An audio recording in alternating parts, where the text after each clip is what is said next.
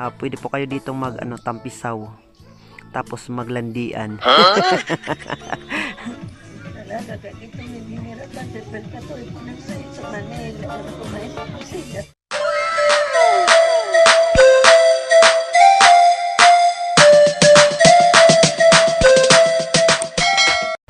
Welcome back mga kachapsoy sa aking YouTube channel na Maestro Waray. Kung bago ka pa lamang sa aking YouTube channel, do not forget to subscribe and hit the notification bell para palagi kayong updated sa lahat ng mga videos na aking i-upload. At ayan mga kachapsoy, nandito po tayo ngayon sa Barangay Candawid, Laoang, Northern Samar, kung saan isa po ito sa bumubuo ng 7 barangay ng Batag Island. Ayan mga kachapsoy, tara, libo tayo dito sa kanilang barangay. Ang Candawid, Laoang, Northern Samar, isa po sa mga barangay na malapit sa puso ng inyong Maestro Waray. Taong 2011 mga kachapsoy, ako po ay nagturo dito bilang volunteer teacher sa kanilang barangay ng 3 buwan. Kung kaya naman po mga kachapsoy, marami pa akong naging kaibigan dito at nadiskubre ko po sa pagtagal ng panahon na marami din po pala akong mga kamag-anak dito sa kanilang barangay. At ayan mga kachapsoy, nandito na tayo ngayon sa kanilang plaza, sa kanilang auditorium. At kung mapapansin ninyo, magaganda po yung mga bahay, bagaman simple payak pang pamumuhay at kagaya po ng barangay Pangdan at iba pang barangay sa Batag Island, wala pa din pong ilaw ang barangay Candawid mga kachapsoy. Ayan, nandito tayo ngayon mga kachapsoy sa kanilang auditorium. At shoutout po mga kachapsoy sa lahat po ng mga taga Barangay Candawid, Laoang, Northern Samar o tinatawag na Candawid nun. Shoutout po sa inyong lahat, lalo na po sa mga taga Barangay Candawid na nasa Maynila at nasa ibang bansa. Shoutout po sa inyong lahat. Nandito pang inyong Maestro Waray sa inyong barangay. At ayan yung kanilang simbahan mga kachapsoy, napakaganda po.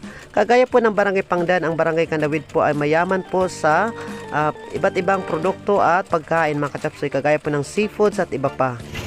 Ayan mga kachapsoy, naglakad na kami at hinahanap po namin dyan yung aming mga kamag-anak at mga kaibigan. At ang inyong Maestro Waray ay ayan nakabaliktad din naman po yung jacket. Kasi nga mga kachapsoy, mahilig sa side A at saka side B. Ito po mga kachapsoy ang aking lolo Pinoy dito sa Barangay Candawid, Laoang, Northern Samar. At syempre, bless para pagpalain. Baka naman pamaskuhan, malapit ng Pasko. O ayan, sinang mas gwapo? Ayusin yung pagpili nyo ha. Tara, libo tayo dito sa kanilang barangay mga kachapsoy. Isa po sa nagustuhan ko dito sa kanilang barangay, tahimik po yung kanilang barangay, masaya po yung mga tao, namumuhay, simple, bagaman mahirap po, pero masaya po, nagtutulungan at nagkakaisa po yung mga tao. Sa totoo lang po mga kachapsoy, isa po sa binabalik-balikan ko dito sa kanila, yung kanilang tanawin, napakaganda. Tingnan ninyo mga kachapsoy. Mula dito sa taas, matatanaw yung dagat, ang ganda. Grabe. Tapos presko po yung mga ulam dito mga kachapsoy, dahil lahat po ng mga ulam dito mayaman po sila sa seafoods at may mga tanim din po silang mga gulay at iba't ibang produkto mga kachapsoy. Trivia po tayo mga kachapsoy. Sa buong bayan po ng Laoang, Northern Samar, dito po sa Barangay Candawid, matatagpuan ang pinakamatatamis ng mga buko mga kachapsoy. Mas matamis pa sa akin. Iba naman yung tamis ko eh. Ito po si Nanay Pina Blando mga kachapsoy at ang kanyang pamilya, ang isa sa mga unang tumanggap at tumulong sa inyong Maestro Waray na makitira sa kanilang tahanan nang ako po ay magturo dito sa kanilang barangay ng 3 buwan noong taong 2011. Kaibigan ko po ang kanyang anak na si Sir Albert Blando, bagaman po yumaon na po ang aking kaibigan, sa tuwing ako po ay nadadalaw dito sa kanilang barangay, talaga pong sinasadya ko po si Nanay para kumustahin. May nasulitin ko ang kanyang karutangan. Makagaraho ba na nagkuha? Punta na, wawa naman siya. Pero syempre, hindi ka kumakain ng bigaw.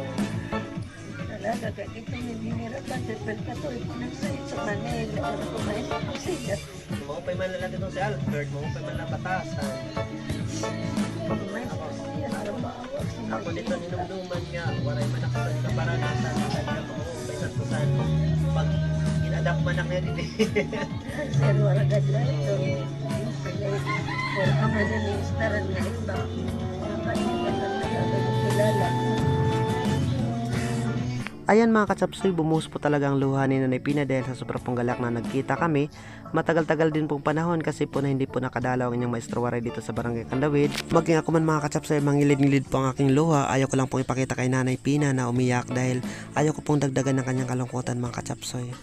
Ayan, hanggang sa pag-alis namin mga kachapsoy, ramdam ko po si Nanay Pina. Pero kahit paano masaya po ako dahil nagkita po kami at nalaman ko pong maayos po sila. Shoutout po mga kachapsoy sa pamilya ni Nanay Pina dito sa Barangay Candawid. Maging yung kanyang pong mga anak na nasa Maynila mga kachapsoy. Shoutout po sa inyong lahat. Ayan, mabuhay po kayo. Shoutout din po sa lahat po ng mga taga Barangay Candawid at sa akin pong mga naging kaibigan dito. Naalala ko na sila Christian, sila Pards, Mark G. Asibuchi. Nasa na kayo, nasa na yung mga patagay ninyo sa aking tuba. Namimiss ko na yung mga tuba ninyo eh. Paano hindi mamimiss? Libre, may kasama pang pulutan. Ayan, shoutout din po kay Rima at kay Rina. Ano ba yung apelyido nila? Basta shoutout po sa inyong lahat. Nandun sila ngayon sa abroad. Ayan, shoutout din po mga kachapsoy kay Lolo Pinoy at sa lahat po ng mga kamag-anak namin dito sa Galit Family. Ayan, kay Kuya Samson at sa iba pong mga anak ni Lolo Pinoy. Ayan, shoutout din po. Shoutout din po sa mga anak po ni Lola Asyon. Kay Lola Asyon po at kay Nanay Merna. Ayan, wala na po sila. Bagaman po malaki po yung utang na loob ng inyong maestro Ray dahil doon pa ako natira sa kanila. Shoutout po sa mga anak nila. Kay Jack Rinan, ayan, Parts, shoutout po sa inyong lahat. Kumusta kayo dyan at ingat po kayo mga kachapsoy. Ayan, thank you so much. Ayan mga kachapsoy, nandito po tayo ngayon sa hagdan po, sa patalan po ng ng Barangay Candawid. Oh, ang ganda mga kachapsoy. Grabe. Oh, ayan, mataas po yung hagdan at yung makagaya ko may rayuma. LOL! Ayan, malakas lang po yung style ko po dyan eh. Pero sa totoo po, hingal pa kabayo na po ako dyan. Walwal dila.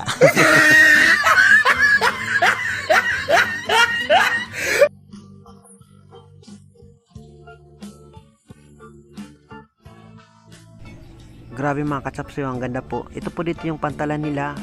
At ayan, mula dito tanaw na po yung kagandahan ng dagat mga kachapsoy. Ang haba po ng pantalan. At grabe ang ganda. Ayan, dito mga kachapsoy. O ayan, simple lang po yung pamumuhay ng mga tao dito mga kachapsoy. Bagaman po yung mga bahay, medyo magaganda na po yung mga bahay kumpara po dati. At may ilaw din po sila dito pero hapon lang po hanggang gabi po binubuksan mga kachapsoy. Ito dito mga kachapsoy yung kanilang pantalan, grabe yung napakaganda po dito tuwing umaga tapos hapon maliligo po kayo dito sa dagat. Napaka-presko po, malinaw po yung tubig.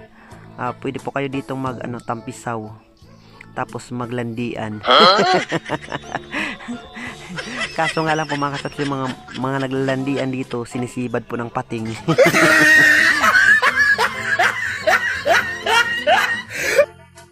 Hindi ko po alam kung anong ginagawa ko dyan mga kachapsoy, ba't nag-atras ako.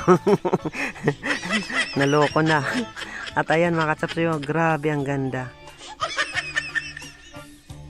Grabe ang ganda po dito. Malinaw po, payapa po yung tubig. Ang sarap pong maligo. At ang dami pong mga isda dito mga kachapsoy.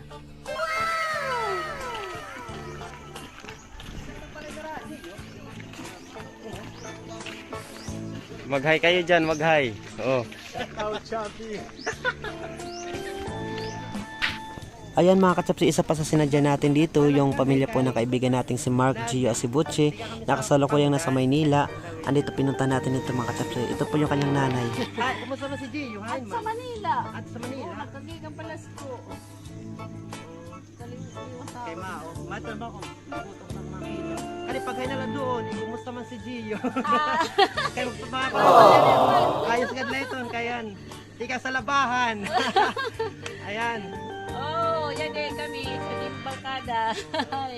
Elmer. Wow. Nagtinokdak sa to din eh. So Elmer ngayon. Gio, kumusta ka ko no? Yan din na, gilalag ko rin nanay.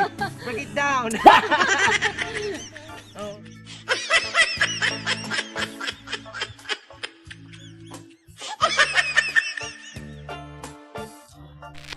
Ayan mga kachapsoy, akit na naman kami. Nako, hingal kabayo ako dito.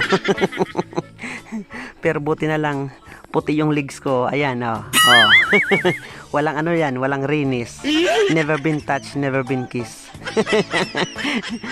Kasi nilulublob yan sa pasakay. Walang rinis yan mga kachapsoy, pero may varicose.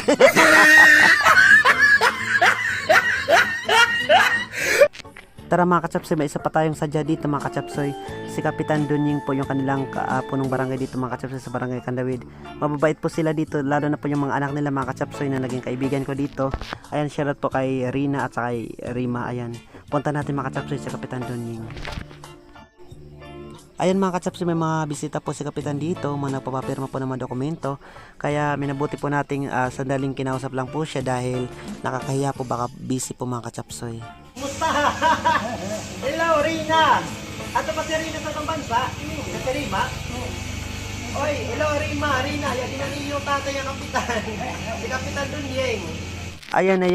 Maraming salamat mga kachapsoy sa inyong patuloy na suporta at pagmamahal sa inyong Maestro Waray. Marami pa sanang tayong pupunta dito mga kachapsoy, kaso nga lang gahol po tayo sa oras, kaya babalikan na lang po natin sila. Maraming salamat at sana patuloy ninyong suportahan, patuloy ninyong panoorin ng inyong nag-iisang Maestro Waray.